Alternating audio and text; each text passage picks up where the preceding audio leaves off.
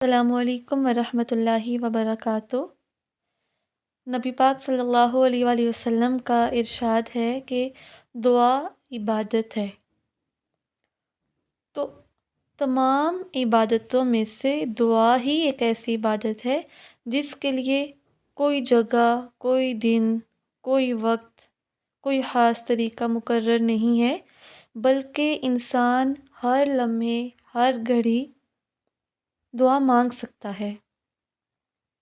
اور دعا عبادت کی روح ہے، مومن کا ہتھیار ہے۔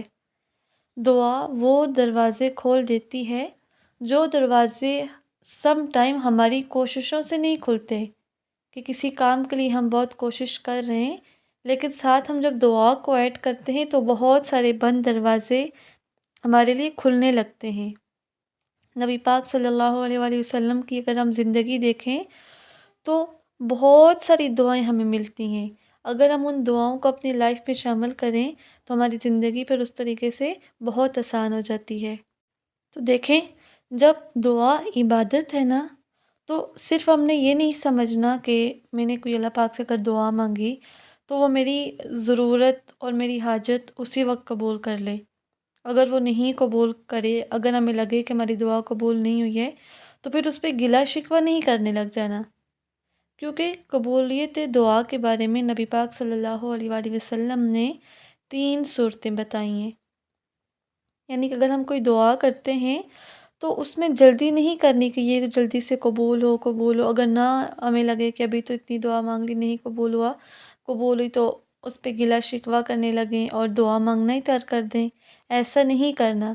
جب بھی دعا مانگیں تو ذہن میں یہ 3 باتیں لازمی رکھیں کہ یا تو یہ میری مطلوبہ حاجت پوری ہو جائے گی، یا اس دعا کی وجہ سے اس دعا کے برابر کوئی آنے والی مصیبت ٹل جائے گی، یا اس کا اجر و ثواب آخرت میں ذخیرہ ہو جائے گا۔ تو جب ان تینوں باتوں کو ہم سامنے رکھتے ہیں تو دعا تو فائدہ ہی فائدہ ہے۔ میں نے کوئی دعا مانگی، بہت عاجزی کے ساتھ، خشوع اور خضوع کے ساتھ مانگی تو وہ پوری ہو گئی، یا میرے اوپر کوئی مصیبت آنے والی تھی، کوئی مشکل پریشانی، کوئی بیماری آنے والی تھی، اب وہ میری دعا تو پوری نہیں ہوئی تو میری وہ پریشانی یا مصیبت مجھ سے ٹل گئی۔ یا پھر تیسری صورت یہ ہے کہ یہ جو میری مانگی دعا ہے یہ میرے لیے آخرت میں ذخیرہ ہو گئی ہے۔ جب ہم آخرت میں جہاں ایک ایک نیکی کو ترس رہے ہوں گے تو وہاں پہ یہ دعائیں ہمارے لیے اجر و ثواب اور ہمارے پلڑے کو بڑھانے کا باعث بنیں گی۔ تو دعا کے بارے میں ہم نے اپنے مائنڈ کو پہلے سیٹ کرنا ہے کہ دعا آخر ہے کیا چیز۔ دعا ایک اللہ پاک کے ساتھ ایک کنیکشن ہے، اور اللہ پاک پسند کرتے ہیں، بلکہ اللہ پاک خود کہتے ہیں کہ جب میرے بندے آپ سے میرے بارے میں پوچھیں تو انہیں بتاؤ میں ان کے قریب ہوں، وہ مجھ سے مانگیں۔ یعنی کہ میں دعا جو مانگتا ہے اس کی دعا کو میں پورا کرنے والا ہوں۔ جب پاس صحیح بندوں کو وہ مجھ سے مانگیں، میری طرف رجوع کریں، مجھے سب کچھ سمجھیں۔ یعنی کہ بندوں کو یہ یقین ہو کہ جو کچھ بھی دینے والا ہے وہ رب کی ذات ہے، تو وہ اپنی ہر حاجت کے لیے میری طرف رجوع کریں۔ حقیقت یہ ہے کہ زندگی میں ہمیں مختلف قسم کے مصائب آتے ہیں، رنج و غم، مشکلات، خواہ ہماری اپنی ذاتی ہوں یا اجتماعی ہوں یا خاندانی ہوں۔ تو ان سے نجات حاصل کرنے کے لیے جہاں ہم اپنی کوششیں کرتے ہیں وہیں پہ سب سے زیادہ مؤثر چیز ساتھ جو کام کرتی ہے وہ دعا ہوتی ہے۔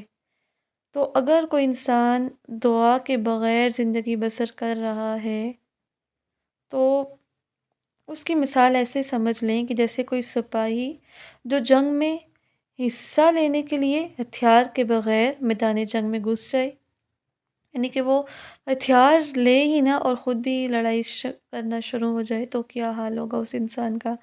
تو اس لیے اپنی زندگی میں دعاؤں کو شامل کرنا ہے۔ اس طرح کے کوئی بھی بات ہو، کوئی بھی چیز ہو، ہر لمحے ایک دعا کے ذریعے ہمارا کنیکشن ہر لمحے اللہ پاک کی ذات سے بنا رہے۔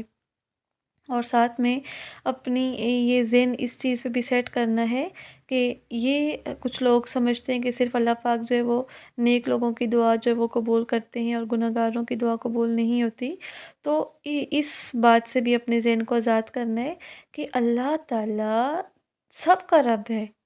اس نے کہیں پہ یہ نہیں کہا کہ مجھے جو ہے وہ صرف وہی لوگ پکاریں، مجھ سے صرف وہی لوگ مانگیں جو نیکوکار ہیں، اور جو گناہ گار ہیں تو وہ مجھ سے نہ مانگے۔ نہیں، ہر حال میں اگر ہم سے کوئی گناہ ہو جاتا ہے تو پھر بھی سب سے پہلے فوراً اللہ کی طرف لپکنا ہے، اللہ تعالیٰ کے ساتھ وہ رشتہ بنانا ہے۔ جیسے میں نے پہلے بھی ایک دفعہ کہا تھا کہ ہم نے ایک ریلیشن بنانا ہے اللہ پاک کے ساتھ، وہ رشتہ جو ایک رب اور بندے کے بیچ میں ہوتا ہے، کہ ہمیں کوئی بھی مشکل آئی، کوئی بھی پریشانی ہے تو اس میں سب سے پہلے ہم اللہ پاک کی طرف رجوع کریں۔ اور اگر ہم اللہ پاک سے دعا نہیں کریں گے تو اس بات پہ اللہ تعالیٰ ناراض ہوتے ہیں۔ کوئی اور ایسا ہے دنیا میں کہ جو اس بات پہ ہم سے ناراض ہو کہ ہم اس سے مانگتے کیوں نہیں ہیں؟ دنیا میں تو سب اس بات پہ ناراض ہوتے ہیں کہ ان سے کیوں کوئی مانگتا ہے، ان سے نہ مانگا کریں، لوگ ہمیں ڈسٹرب نہ کیا کریں۔ لیکن اللہ پاک وہ ذات ہیں جو اس بات پہ ناراض ہوتے ہیں کہ بندے مجھ سے کیوں نہیں مانگتے، بندے مجھے چھوڑ کے اوروں کے پاس کیوں جاتے ہیں۔ تو اس چیز پہ اللہ پاک جو ہے وہ بہت ناراض ہوتے ہیں۔ تو اس سیریز میں اللہ کے حکم سے، اللہ کی توفیق سے انشاءاللہ ہم مختلف قسم کی دعائیں سیکھیں گے، اور ان میں بہت ساری ایسی دعائیں ہوں گی جو نبی پاک صلی اللہ علیہ وآلہ وسلم کے معمول میں شامل تھی، اور بہت ساری ایسی دعائیں جو حدیث سے مبارکہ سے ہمیں ملتی ہیں، قرآن مجید میں جو دعائیں آئی ہیں۔ اس کے علاوہ جو صبح و شام کی دعائیں ہوتی ہیں، تو مختلف قسم کی دعائیں ہم لوگ ان میں سیکھیں گے انشاءاللہ۔ اور ساتھ میں ایک اور بات بھی ذہن میں رکھنی ہے کہ صرف دعا پہ اکتفا کر کے بیٹھ نہیں جانا، کہ یہ نہیں کہ اب تو ہم جو ہے وہ دعا کرتے ہیں تو ہم نے عمل نہیں کرنا، بلکہ دعا اور اسباب دونوں ہی نہایت ضروری ہیں۔ یعنی کہ جیسے ہم نے دعا کرنی ہے جس کام کے لیے، جس مقصد کے لیے، تو ساتھ ہی ساتھ ہم نے اپنی پوری کوشش بھی اس کام کے لیے کرنی ہے۔